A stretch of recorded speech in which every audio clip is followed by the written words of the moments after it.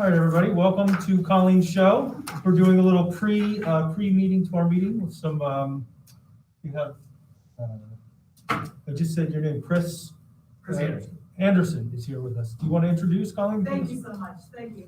I'm really happy to be talking about design learning and project-based learning tonight. I asked Chris if I could give a couple of minutes of an introduction to just reorient us and give us some context.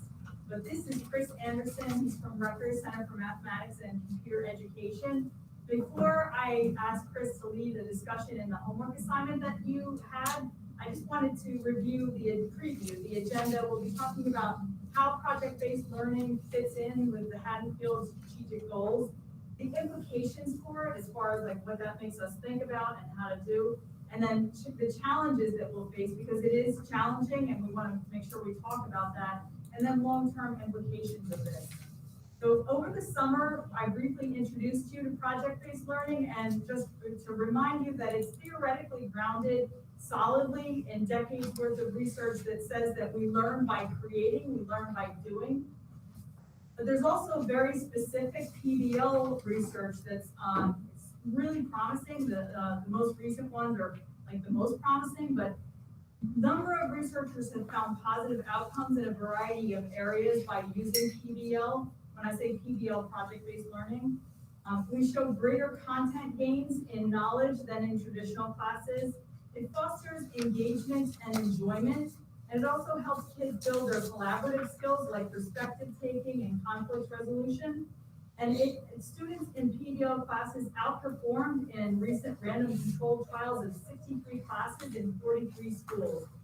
So this most recent February 21st Edutopia article summarized some of the most recent research and said, in 2 gold standard randomized controlled trials of thousands of students in diverse school systems across the United States, project-based learning significantly outperformed traditional curricula, raising academic performance across grade levels, socioeconomic subgroups, and reading ability. One of the questions I get, especially from our AP teachers, are so high performing and they're so used to having really great scores, they count on that, and it's great, it's rightfully so. So they legitimately ask, will this hurt our scores? And the recent studies show that, in fact, no, it's the opposite. Project-based learning will improve AP scores. In this study, it was more than 3,500 students in 5 school districts in a controlled study outperformed in a PBL environment by 8 percentage points. So to remind us what PBL is, at its core, it's standards-based. So sometimes when people think of projects, they think of this fluffy, fun thing. But no, it's built into the standards, it's grounded in the standards, it's based on real world problems, and it's product driven, where the kids are making something, and there's a public sharing component where they share what they've made. So it's healthily situated in our strategic goals. We see it as the best lever to bring us to the next level. We're asking our teachers to engage in their own project-based learning experiment where they're creating a unit with their teams. And this is going to help them collaborate and share knowledge and create together. It's steeped in SEL. You can't do PBL without practicing self-regulation, goal setting, social awareness. It's culturally responsive since it's focused on real-world problems. It's fostering a sense of empathy, compassion, high expectations for all students, and it's student-centered. And of course, it's contemporary. It's learning by doing, it's acting as if. When I say acting as if you're the scientist, you're the lawyer, you're the doctor, you're doing the thing that you would be doing in that career. So this is a great example. Ron Smith is doing this with his students. He's been doing it for 20 years. So he really understands the project-based learning environment. And students are going to be presenting at Rutgers on their research that contributed to this the study. So I would be remiss if I didn't remind everyone that Haddonfield has a great, rich tradition in project-based learning. Like I said, Ron Smith has been doing it for decades. There are a lot of teachers that feel quite confident in PBL, but the problem is that not everyone does. There are just as many, if not more, teachers, including teacher leaders, who say they either never had experience with project-based learning or they feel insecure, they don't really know it fully. So in the last year, we've been asking our teams to work together to collaborate around common assessments. That's kind of laying the groundwork, because that's the first thing you do when you make a PBL, is you start with the end in mind. And also, we've been supporting teachers who've been working on making, materials that will translate to the COVID environment. So we have a history of thinking towards this way. We also shared this goal last summer. If you remember, we talked about it. And by talking about it, a lot of the teacher leaders took it upon themselves to get the ground running already. So they've taken steps with their teams. Not all of them, but some of them. We've started the teams working with the LPDC with Chris Anderson on February 10th. They had a full day with Chris, and then February 16th, Chris came and did a brief introduction with the full staff, and then the teachers broke out into breakout groups to practice. So this is just a hat tip to some of the smatterings of projects that have been done here in Haddonfield. These are from our teacher leaders. I asked them to each contribute one or two. So it shows you that we do know PBL. This concept of having them work together, with some people having expertise and other people not, is based on this idea of communities of practice. And this is, Leib and Wenger talk about learning environments, and this is one of them. Communities of practice is the best way that people can learn, where there's an expert and there's people who can kind of, comfortably learn from the expert as they learn, get closer to expertise. So on the periphery, we have teachers with limited PBL experience here at Haddonfield, or none. And then in the middle, we have experts, those masters, those teachers who've been using PBL for decades, are very confident in it.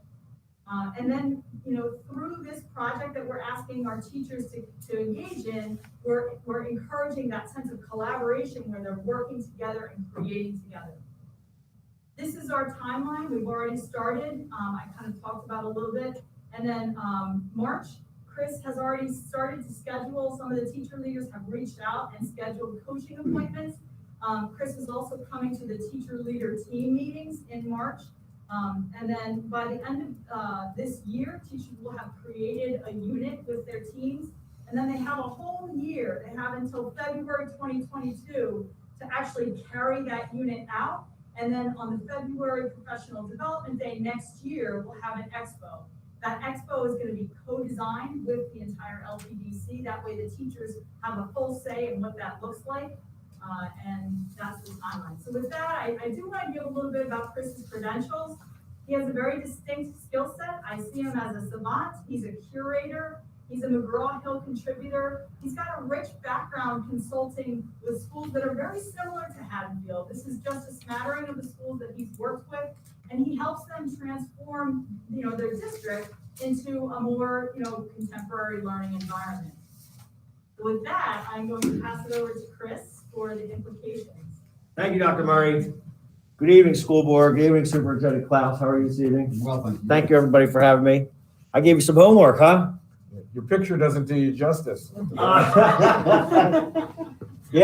Thanks for checking out some of the homework assignments. 20 circles was one that I was hoping we could reference real quick.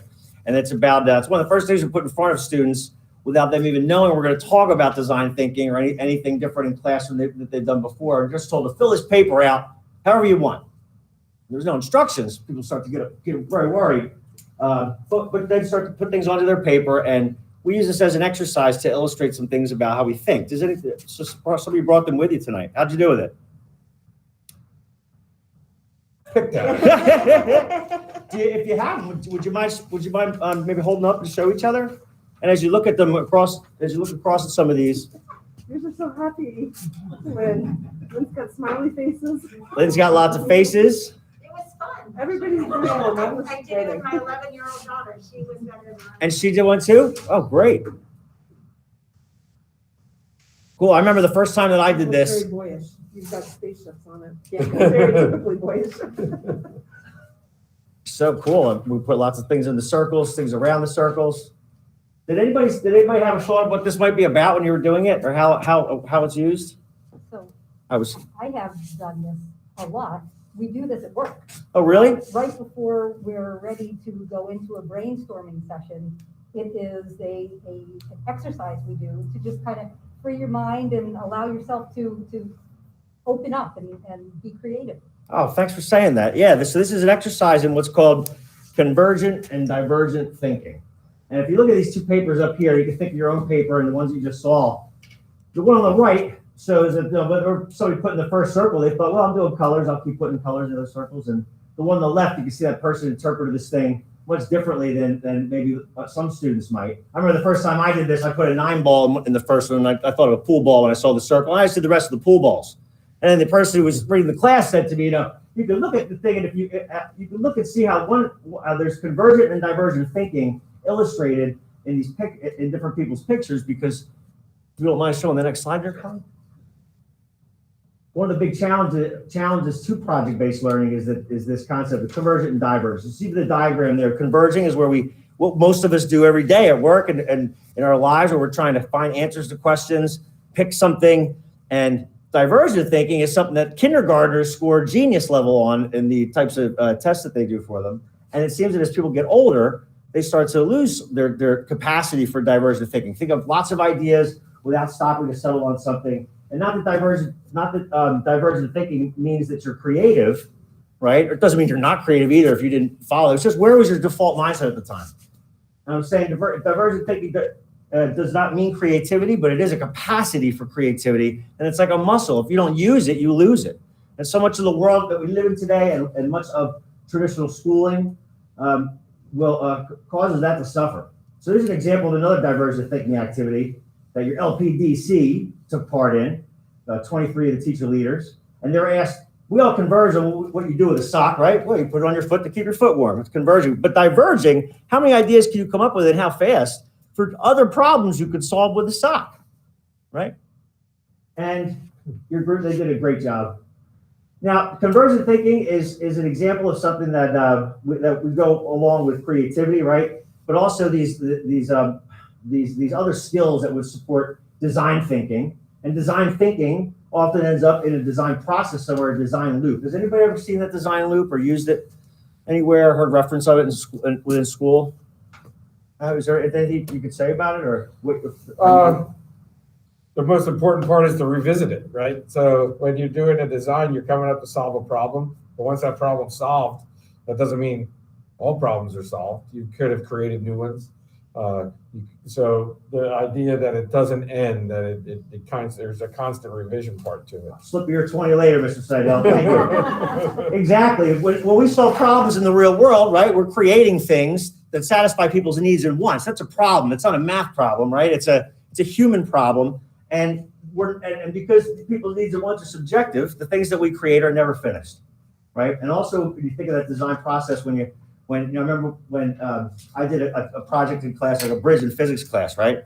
This great activity that we did. And in the end, after we crushed, who got the best score, got the best grade, right? In problem-based learning, we continue on to a redesign, which is that part where we get to move forward and make sense of everything, of the things that we learned together, see what we may have missed, and come to that redesign piece of the presentation there. So question, anything else you might see that where parents could struggle or teachers could struggle to understand how this design process could be applicable like anywhere or used in any classroom?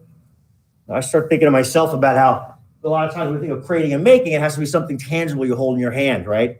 But if I have to come up with a new diet and exercise plan as a way to mitigate a high heart rate, and I still have to do research and inquiry and discovery to learn things that will help me understand what lowers the heart rate before I develop this plan for the process, that is something that is out there in the ether, right? Or something it's a process for something. So when you think of a solution to a problem, I want us to think of how it's not just something that happens like in a STEM classroom, right? This engineering process, but that's where everything. Do you remember watching this video? I was hoping most of you would have had a chance to watch it. What a powerful video. It's from a couple of years ago. These two gentlemen, Chris and John Boggiano, who left industry after making a lot of money selling an energy company, and they went back to grad school at Stanford.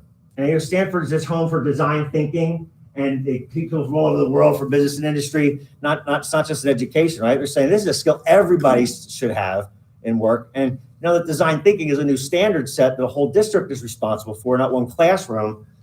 This makes a lot of sense. So I don't have kids myself. I'm really hoping we do soon. And I was going to ask some, those of you who are parents here and stuff, what did this make you think of? You said powerful things here about a high percentage of perfect SAT scoring applicants not being accepted into Ivy League schools, and how's the world in traditional school and people's view toward it today, jeopardizing kids' creativity and their character, and especially self-confidence. Open that up to the board. I'm interested. Remember, he pulled out I thought it was neat when he pulled out the Legos in there, and he made that point that, when you're little, you grew up with 1,000 pounds of Legos, and, I'm sorry, did you have your hand up there, Mr. Bedford? No, you're right on. I mean, I agree. I mean, I think my kids have a million toys, but I would prefer, with just a box of Legos. But I mean, I say to my wife all the time, I'm like, when I was a kid, I'd say goodbye in the morning and see you for dinner. And I go out in the neighborhood and I play. And these days, I feel like I have an 8-year-old and a 6-year-old, and like my daughter goes barely out of sight. My wife's like, oh my God, you gotta get back here. You can't, come back. You gotta come closer to the house. And I always try to encourage her to go and play and explore. And I do try to tell her that, failing is a part of it. I think I played chess with her for the first time maybe 2 weeks ago, and she lost like 3 games in a row, and she started to cry. And I was like, Marianne, I was like, failing is a part of it. I was like, this is how you learn. You should, I was like, how on earth would you possibly be? I've been playing for years. I was like, I didn't get this good the first time that I played. It's a part of learning. And I think expectations are so high, especially in a town like Haddonfield, where kids are like, oh my God, if I don't get 100, but it's not just about, the end result, it's about the journey. Yeah, that's a great point. Thank you, Mr. Bedford. Yeah, I also think, piggybacking on what you were saying about why parents and teachers would be uncomfortable, it's that flexibility of thinking, which is more linked to success than getting a right 100% on a test. And people relatively today, I think, are very uncomfortable with not having a definitive answer and not having a right way to do it. And so when you look at a project or a teacher designs a project and there's multiple right ways to do it, it's intimidating because then you feel like, all right, you need to be the judge of is this right or it's not. And then parents become less comfortable because how do they know it's right?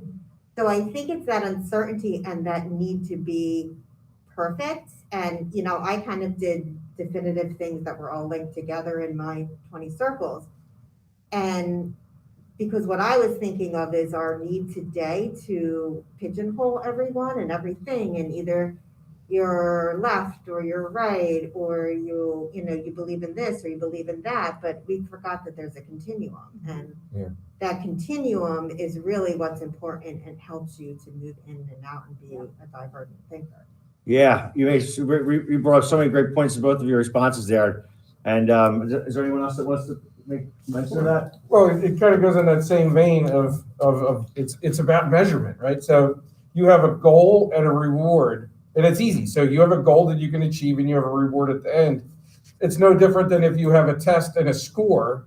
That's easy to measure. It's really a lot harder to measure what the reward is. So if your reward is to get 100 in 2 weeks on some lesson that you just started, yeah, that's easy to do. But if you're learning something that might not be valuable to you until the final, it's a little harder to understand. If you're doing something that takes mastery over a long period of time, your goal could be 100 on the next math test, or your goal could be to master AB Calc. But there's so many things you got to do to get to that goal. It's the same thing about talking about the Ivy League education with perfect scores.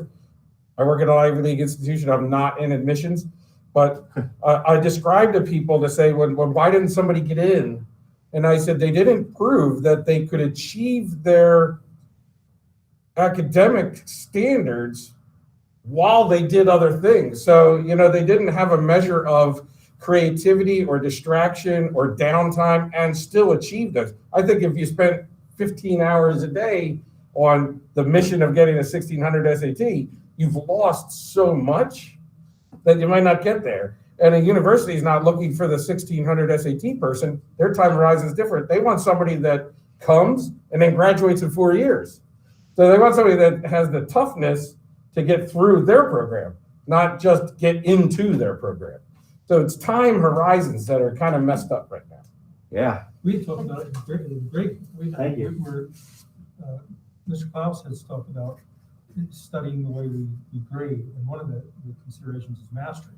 If you think of, you have a 4 grades in a marking period, which do the first 2 matter, or is it the final mastery of the subject? What is the goal? is the goal. So if you get 260s, but then master the subject and ace the final, then you achieve success in that class, but your grade would be an 80 because your first two grades were, depending It's upon not, the it's not a race to get to acquire the knowledge. Yeah. It's the goal to acquire the knowledge. And which is the medical school that just says pass fail? Right? Is it there's a pass fail idea. Yeah, we call it like standards-based grading, so you achieve the standard or you don't. Yeah. Right, and I guess we're speaking the same language. Yeah, did someone else have anything they wanted to say? No, I was just gonna say, on the other side of Justin with the young kids, we're starting to look at colleges. And so it's not really just about the achieving the success in a class, because this is about life. And it's not, do I know the materials in BC Calc, but do I know how to apply thinking to other things? And we're moving away from colleges where you have to choose a major, and looking at, then more and more colleges are allowing you to take art and science and say, I live in both of those camps and I can apply the learning into where I want to go in life. And I think that that's really what this is all about. Yeah. Miss Pbl? I love that everyone started going in the direction of taking the learning towards project-based learning. And I'm going to go back to just the point that I thought, I'm going back to something that Justin said and a little bit piggybacking off of what Jamie said, but I just think it's important as our role as board members. They talked about the ability for kids to play free, the ability to make mistakes, not have that held against them. I know we all see on social media and through various parents groups, they talk about, we live in a small town and our kids often have the freedom to ride their bikes or walk around downtown and be on their own at a certain age. And there's a group of kids unidentified that have not been on good behavior. And then there's other kids that are behaving perfectly fine. And then there might be kids in between, my own included, that may not be doing anything bad, but they might not pay attention and they might drop the door on somebody or something like that. And I just wanted to bring up the point that, I think it's really important, especially as our role in board members, that we're, when it's not our role to judge, and I think everybody's like this, but that we're very slow to judge, because it's important to give the kids the freedom to do these things. And they may make mistakes. We hope that they don't, but that's a part of growing up. Yeah, I think it's made me think a lot about self-confidence, and self-confidence comes from having been tested before, knowing what you're made of. Yeah, I've been through this before. Can I make it through this? Let's got all these assignments. Have I been through this? Have I ever had to execute a problem before? And I teach at College of New Jersey and at Rutgers. And a lot of students that I work with for the School of Engineering have said they'll end up back in a position somewhere where somebody says, take calculus 95 or however high calculus goes. But when someone says to you, quite frankly, every day at work, we have 1,000 pounds of powdered aspirin, and your team of 4 have to figure out how to get this in 6 days, and it's got to be a liquid by the time it shows up in this other country, another coast. And that should just be a natural, okay, great, new problem to solve. But I feel like a lot of people get into a position like that for the first time, and I don't know if I can, this is a real thing, it's on my shoulders now. And by being exposed to project-based learning, one other thing I wanted to mention with this is you're putting rungs on a ladder. I'm sorry, rungs on your, was that for us? That beep? Oh, I'm sorry. No. Oh, okay. Close to it. Yeah, okay. Well, let me keep going. Where are we at next year? We are, I thought you were winding down, I'm sorry, Chris. We are just about out of time, right? 45? We have a minute or no? We have Yeah. 2 minutes. 2 minutes. I got a buddy named Zhu Feng. He started working with me a couple years ago at TCJ. He came from China about 8 years ago, and he works on this project with a top secret clearance that has something to do with developing neural pathways simulations of monkey brains. And when he saw this fish tank that I had with a gutter over it in the office area his first day, there was this hydroponic system, and he was standing in front of it for like an hour, and I thought he was like Cicero sitting in front of the Coliseum or something, trying to figure out an answer to a question that he was working on with his tough research. And I went in and he said, hey, I wasn't thinking about anything. I was just perplexed at how this works. It's a simple thing. And he said, can we build one of these at my house? And I thought, what a chance to get to know this genius with double math PhDs. Went to his house. We went to put together this fish tanks. We went to Home Depot, picked up a kit of supplies. I watched a guy at 32 years old with double PhDs holding a tape measure for the first time in his life, watching it when it breaks like that. never seen that before. We went and put the thing together. I gave him a pair of scissors to cut a tube, and he's sipping at it with a tip, and I'm saying, the levers, the back's the strongest foot. Oh my gosh, you're so smart. I said, hey, stick your face down in the tank in there and check out that pump. I plugged it in, water shot all over his face. He was naive enough to put his face in front of this pump before I plugged it in. Well, we drove by his house with the stuff, we saw this beautiful fountain. He said to me, hey, and he said the next day he came in and he mentioned the fountain that we drove by, and he said, Chris, that fountain that I have by my place, I figured out what's going on with that. I said, you figured it out? What do you mean? He said, yeah, there must be a pump in there that pushes water up because that's what we use. But what you shot me with yesterday, it didn't have that pretty shape. So I had a question. I wanted to look up and find out what it was. He said, it's called a flange. Did I say that right? He said, yeah, a flange. And he said, and I just dawned like, you drive by with old PhDs, but I found every day you just look at it and go, that's gorgeous. So I have no idea how that works. He's now telling me I must have figured out they have the electricity must run underground, and that's where the water runs back to the building. And I'm thinking to myself, you work on monkey brain neuroscience projects with top secret clearances, but you think a fountain is magical, right? And what it shows you though is that your ability to withdraw information and anything you're looking at any given time, how much you can extract, is based on your prior experience of your schema, right? Your schema, and schema is something. It's like a branch on a tree, not a rung on a ladder. And when those branches get put there from experiences that you have, those things come in a big play later in helping you make sense of the world around you.